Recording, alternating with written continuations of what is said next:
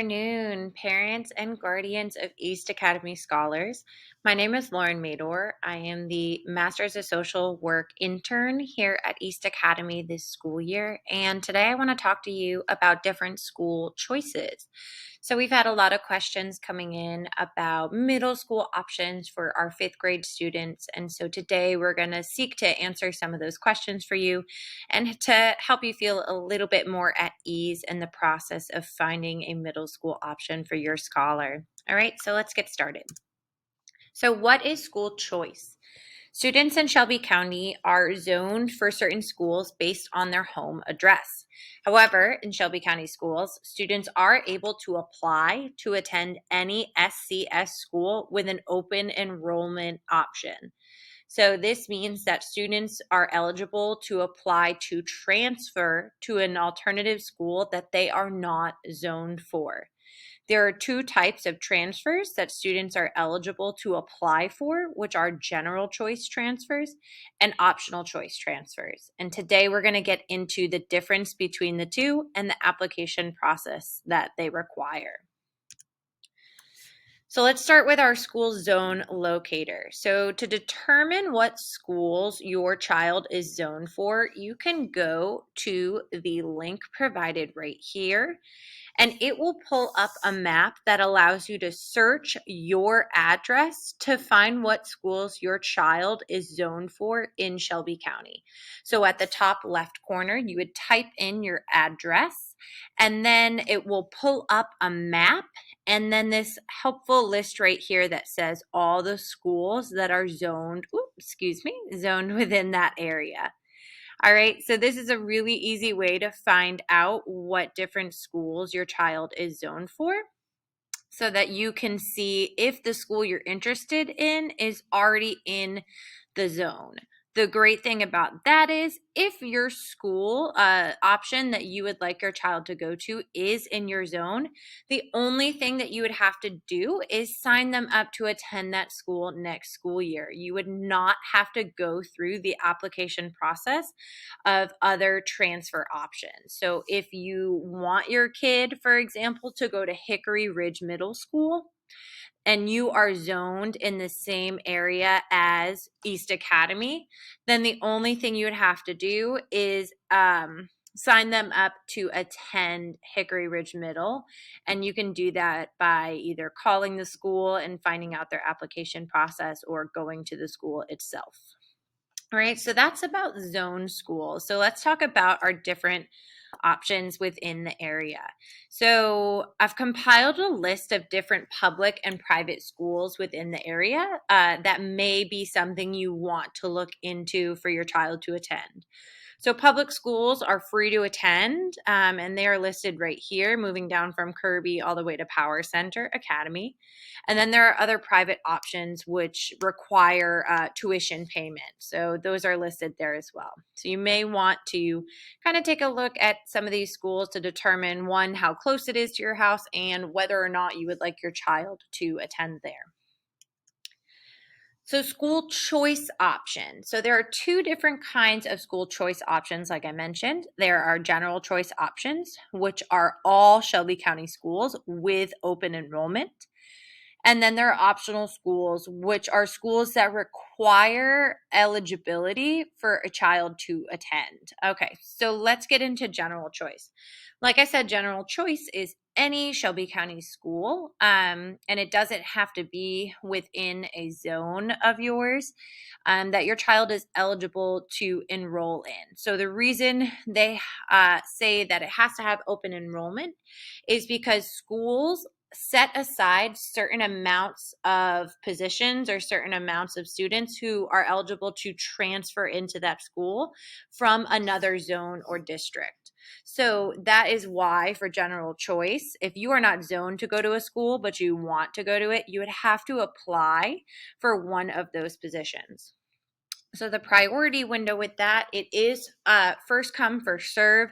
So when the priority window opens, which we don't exactly know the priority window at this moment, but last year it was at the end of January. You have about 30 days to have your child's application in to even have them considered to go to that school.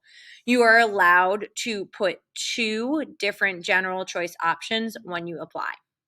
So if you go to the bottom link right here, you're able to see a complete list of Shelby County Schools general school options. So on to optional schools. There are 12 middle schools with optional programs in Shelby County, and all of these optional schools and programs have entrance requirements. And we'll talk about the specifics of those entrance requirements later.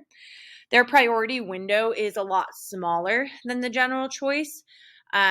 They're expecting you to really get in the application within the first 3 days of that application window opening. So it's super important that you want to get all your information ready to go for that application before that window opens so that you have a chance of potentially having your child be accepted into one of those schools. Again, you can visit the link at the bottom for a complete list of all Shelby County Schools optional schools and optional programs that your child may be eligible to apply to. So when looking up general school choice, there is a really helpful website, and it was listed on the last page before right here at the bottom. This website will bring you to this list right here. So you can look up schools by a zip code or grade, and you can put it in a map to make it easier for you to see. But you can also look up schools by their overall score. So this includes things like academics, behavior, clubs, effectiveness of teachers, all those different things. So you can look up schools in a variety of different ways. With optional schools, here are the 12 middle school optional programs that are listed. And I've highlighted the ones that are closer to East Academy's location right now, just to make it easier for you all to start looking into this and narrowing down whether or not you would want your child to apply to some of these optional schools. Likewise, with general school options, you may apply for 2 optional schools at a time. And this is helpful because if you don't get into one, you do have the backup of another school that you applied for and the potential of being accepted into that school.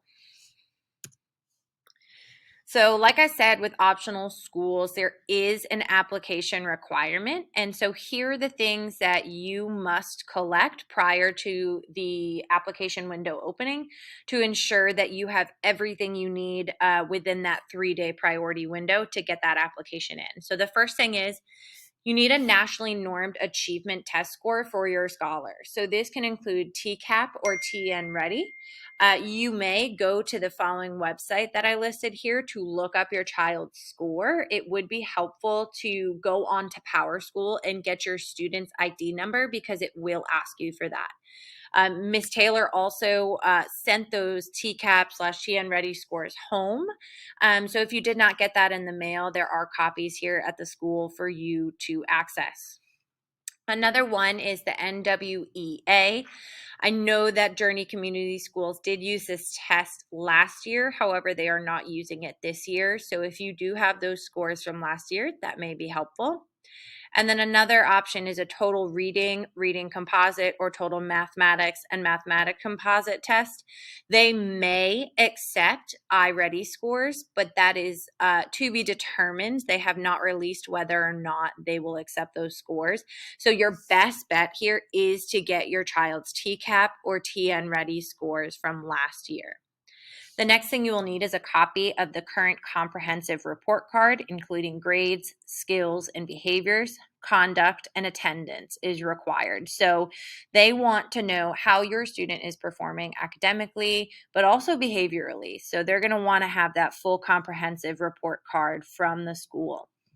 And then all documents are required from non-SCS applicants as part of the application process. So you need to have all of these documents in with your application, and it must be submitted within 10 days of the online application being submitted. So It's just better to have all this documentation up front and ready to go so that you can send it in.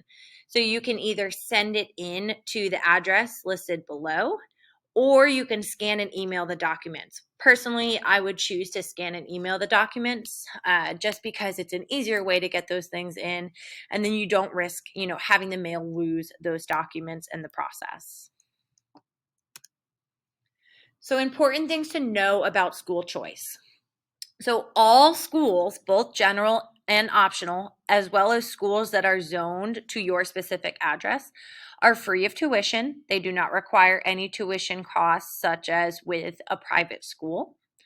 The schools do not provide transportation to choice students. So this is a big one. So if, say, you choose to go to a school that is 10 to 15 miles away, the school will not provide transportation if your student is accepted into that school. So you must ensure that you are able to get your child to and from that optional school each day. And then all applications are processed in the order that they are received. So this is why getting that application in is like absolutely important, because the later you get it in, the less likely you are to be given one of those spots.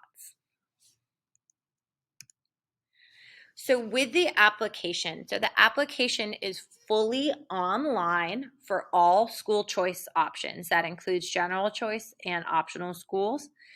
You can apply online anytime using any device with internet access. This includes cell phones, this includes laptops, tablets, anything. As long as you have internet access, you may access this form. You must have a valid email address to apply. So parents will receive an email confirming the date and time of the application, and this is going to be essential for you to have record of.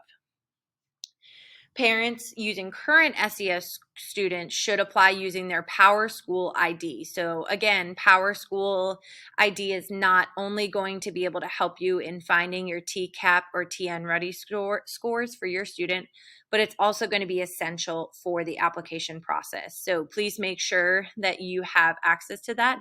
If you don't, please contact the school and we will be able to provide you with that information. So students may apply for 2 general choice options or 2 optional schools. So when you're looking up which school might be best for your child, you're going to want to make sure to pick 2 different options, all right? So if you don't have any internet or computer access, local libraries have free Wi-Fi and computers for you to use. And then importantly, applications are in both English and Spanish as well. So there are 2 different applications. So there is a general choice application and there is an optional school application. So make sure when you are going to fill out that application that you are choosing the correct one for your child's school that they would like to apply to. So then here's a list of resources. So all the things that we talked about in this presentation today, I've listed here for you to access. And again, if you have any questions, feel free to contact the school. You can contact myself, Lauren Mador, or you can contact Kiva Taylor, and we should be able to answer any of the questions you have. You can do so through Parent Square. All right, thank you so much, and I hope you have a great rest of your day.